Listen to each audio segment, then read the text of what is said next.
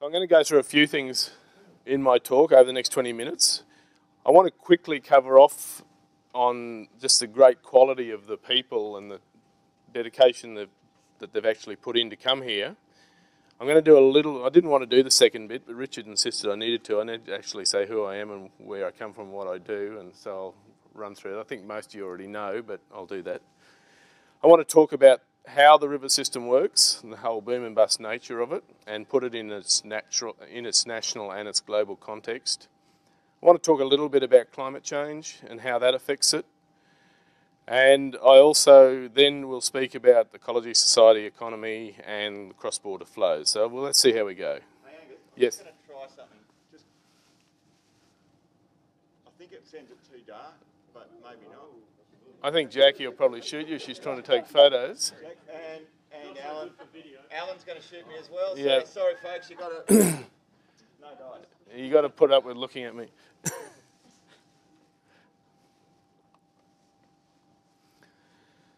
So first up, it's just amazing with the short notice we've had. We've put this conference together in a couple of months, and if you look at the quality of the people and the people that are totally dedicated to this river and actually making sure we get the management right, they've actually put the time aside and got here. So we've got people from the tourism industry. We've got, well, in the Queensland section, we've got, I think, you correct me if I'm wrong, Jerry, but we've got something like 15 different language groups in the Lake Eyre Basin of Queensland. 17 language groups. So Aboriginal people are really well represented. We've got a whole range of landholders from up and down the river. We've got a whole heap of different non-government organisation and other groups here, Bush Heritage, etc. And then we've got a really great range of speakers who have spent many years studying the rivers out here and how they work, from universities around Australia and also from over in University of New Mexico. So I just say, well, number one, as a local, I'd like to say thank you very much for the effort everyone has put in to actually get here. It's very impressive, and I think I speak for everyone, but I really, really appreciate the fact that you're sitting here and we're going to spend these next 2 days talking about where we're going. So a little bit about me. That's where I live, in the Lake Eyre Basin, on the Thompson River, about 2 hours south of here. It flows down, joins up with the Barcoo and becomes the world's largest creek. So I'm in the Cooper system. We've also got the Diamantina and the Georgina and a whole host of other smaller rivers across Western Queensland, flowing down through into South Australia to Lake Eyre. So just talking about my place briefly, I've got a range of country, quite a lot of channel country. That's just an aerial Google Earth shot of where I am. So it's a family place where I live, and we've been there. My grandmother drew it in a ballot back in 1915 and moved there in 1917. And we're now, well, Fergus is at the Pastoral College. He'll be the 4th generation on this block of land on the river. So following in the footsteps of people, Jerry's people and others, we're becoming long-term residents as well. Multi-generational residents. So as you can see on the bottom right-hand side, there's a fair bit of our country goes underwater, and we rely on beneficial flooding to run our business. So I'll flick through these couple, but I'm also heavily into photography, so I'll show off a few pictures, but this is the part of the world I live in, and you can see why I love it. Whole range of different habitats. Haven't got much straight grassland, but I've got a lot of floodplain and a lot of, from a biodiversity point of view, I've got some great country. It might be the best grazing country sometimes, but. So I haven't gone organic like others, like the Brookses have, but hopefully someday, if I have enough time to do it, I can actually do that, because we're running clean green beef and it'd be great to take that next step. The other thing is always have been very interested in biology, biodiversity, arid zone flora and fauna. So living where I do, it's just a fascinating part of the world, and I just match the two things together. Day-to-day work, there's not much difference between the two. I just slot them together and it fits in very well with the way I live my life. And yeah, I've worked with a number of institutions, both in Australia and overseas, and that's with the biodiversity aspects, and I just really love doing that, and I think it really adds to the fact of running a clean green beef enterprise to actually get my head around all the flora and fauna and geology of our part of the world as well. So I'm going to talk now about, just as it's the start of the conference, and I think you all know it, and most of you know it a lot better than me, but I'm going to talk a little bit about what makes the Lake Eyre Basin tick. So this is an arid river. It's a very arid river down the bottom end. You've got places down on the Cooper before it runs into Lake Eyre where the average rainfall is not much above an inch of rain a year. So what keeps the tourism industry and the beef industry going in that part of the world and up and down a lot of this river system is beneficial flooding, water that comes down from up in the northeast. So we get these huge booms and busts. So in big wet seasons up the top, particularly in the northeast, we get the monsoon belt come through across the headwaters of the Cooper, the Diamantina and the Georgina, and we get these huge depressions, cyclones, sometimes, occasionally, very occasionally, and that drives these huge pulses of water down the system, and we get these massive flooding events. And that drives the industry I'm in, and it also drives not only aquatic ecology, but it actually drives terrestrial ecology as well. It's what makes these desert systems tick.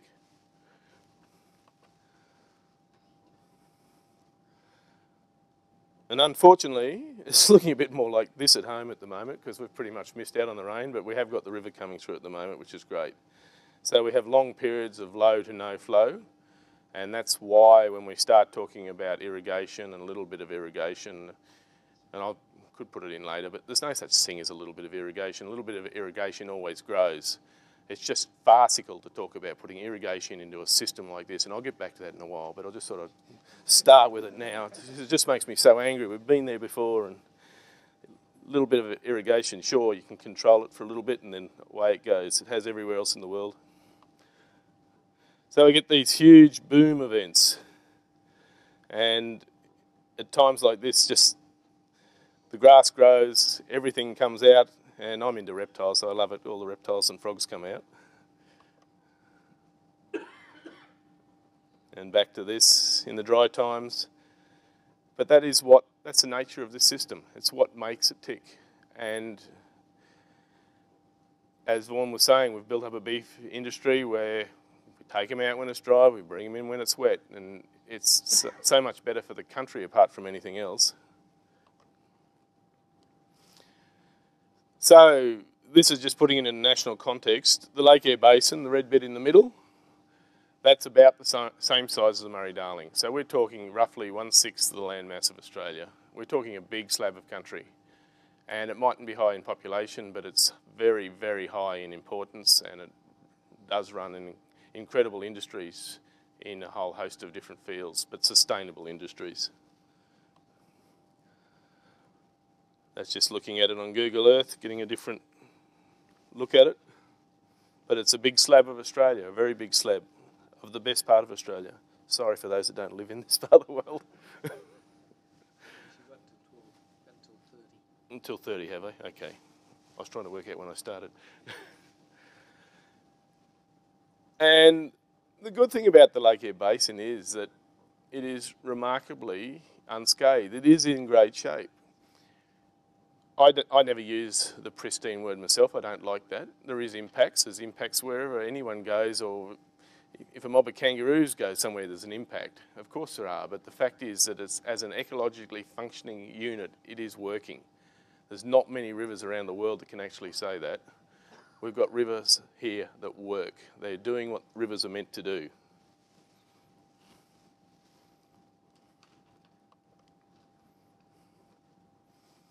So across the Lake Eyre Basin, there's just a tiny little bit of what we've got, but we've got hugely significant places across the basin to people from local area to international visitors, nationally.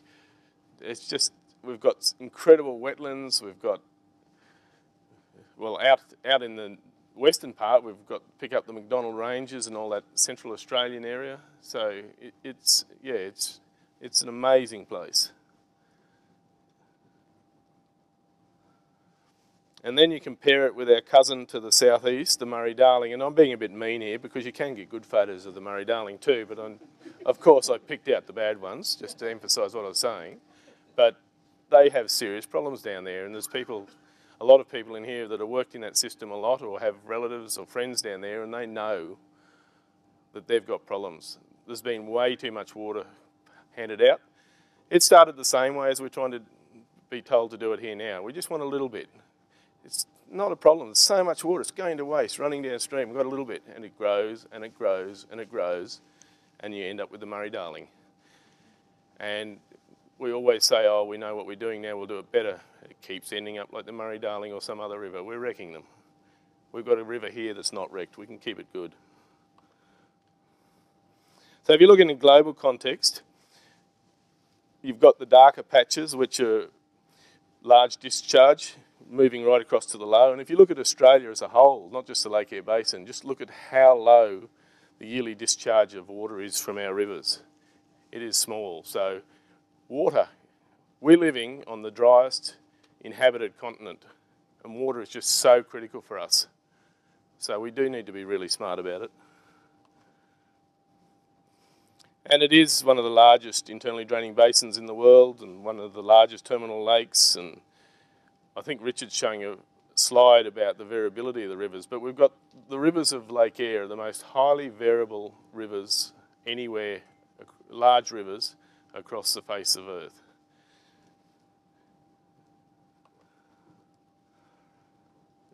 So if you look at it, freshwater ecosystems across the world, and the reason I put this one in, this is from back in 1995, and we already knew then that this area was highly distinctive, if not unique.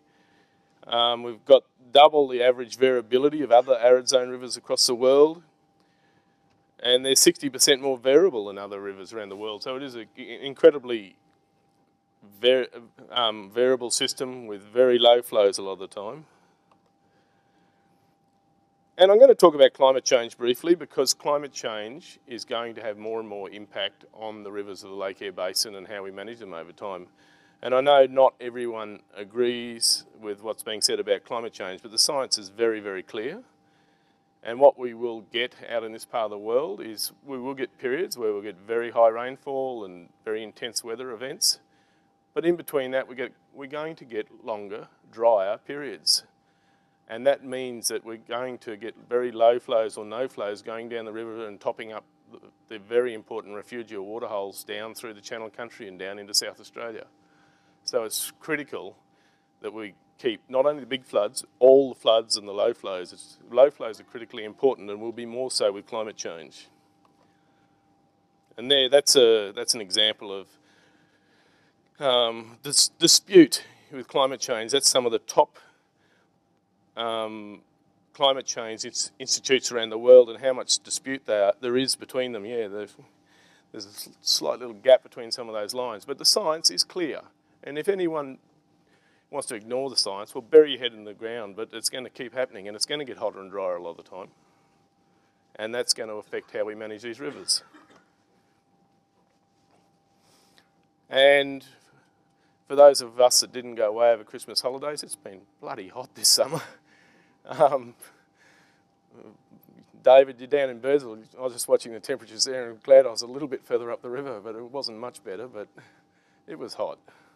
And we've had hot in the past, but the problem is that we're going to have longer periods and longer strings of periods where we get temperatures above certain critical levels. And at home in that period, I was looking after 3 places while people were away, and the next door neighbour had a dog die, but I had kangaroos dying, birds dying, chooks dying. Karen was away, she was down in Mackay, and I was copping a fair bit of flack when the chooks started keeling over, but I couldn't keep them alive. It was too hot. So it's going to get hotter, and that's going to affect how we manage. So I talked very briefly about the triple bottom line, and that is how the Western world manages a triple bottom line. I'll show show in a minute how we actually say we do it, but that's how we do it. We go for the economy and then we tack the society and the environment on the side, and that's how we do it. And that's why we're killing everything. We're killing our life support system. So that's how we say we do it. It's very nice and we balance it all off together, but the slide before is actually how we do it. And this is, I'm sorry, but this is a very, very general presentation, but it's just to set the mood of where we're going. We've got a lot of scientists and other specialists here that will go into more detail, but I'm just, painting a big general picture of how I see the Lake Eyre Basin. So that's how a triple bottom line should work. You get the ecology right, so you can have a good, strong society, and then you have an economy that supports that society, and that's what life should be like if we want to be sustainable in the longer term. Because if we kill our life support system, it gets pretty miserable. So this is from the Lake Eyre Basin Agreement. It's about the management of the Lake Eyre Basin requiring a joint cooperative approach between the states of Queensland and South Australia and the Northern Territory and Commonwealth. So that's why the agreement was set up. That's why there's an intergovernmental agreement of which Queensland's a signatory, and it's about being cooperative. It's about maintaining naturally variable flow regimes and the maintenance of water quality, because they're fundamental to the health of these systems.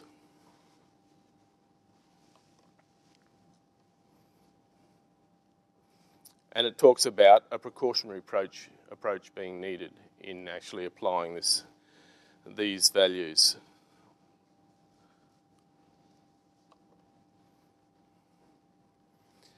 So, as Vaughan was saying, for the last 20 years we've been at it. We've actually, we've got hundreds of people. There's probably thousands of people, but hundreds of meetings, and we've had the science happening. We've had different community groups working together. We've just gone over it and over and over it for 20 years. And we've got Trevor up here, acknowledge Trevor from Santos, and he's been in it right from the day go. So there's a few of us that have been in it for a long, long time, and there's been others operating in different systems outside the Lake Eyre Basin process, but I wouldn't say that everyone agrees, but there's a huge majority of people agrees that the Lake Eyre Basin is not suitable for irrigation. It would be something like 95% or more of people in these groups that have worked in it for for about 20 years, last 20 years.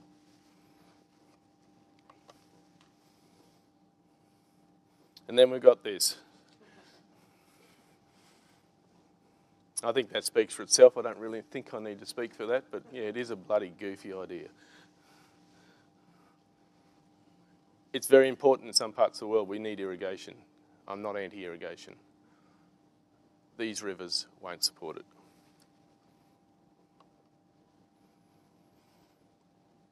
The thing I didn't mention in my very brief rundown on the Lake Eyre Basin rivers is coastal rivers pick up transmission as they go downstream. They gather water and they get more rain, and usually rivers get bigger as they go downstream. Ours start off small in the higher rainfall areas, get bigger as they come downstream, create huge floodplains, but it's so far and so flat and so arid, and most times lack of rain coming down the system, that it takes huge events on very rare occasions. The water actually goes right across those floodplains. And when you get below Windora, for example, the water gets to 80 kilometres wide across the floodplain. It makes some of the best naturally irrigated pasture in the world.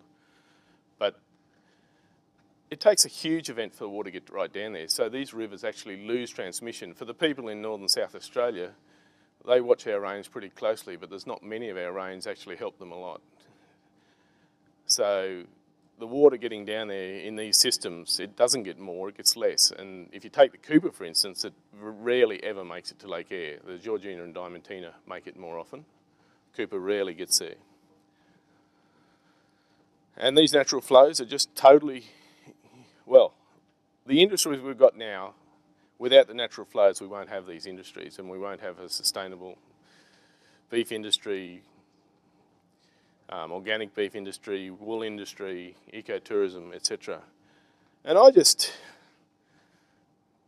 well, Vaughan used the word before, but I'm going to use it as well, but I just don't accept that for the greed of a few people higher up in the system seeing water supposedly going to waste, it's not acceptable that as a whole we actually take this on board and use it in our management, because that water is needed down the system.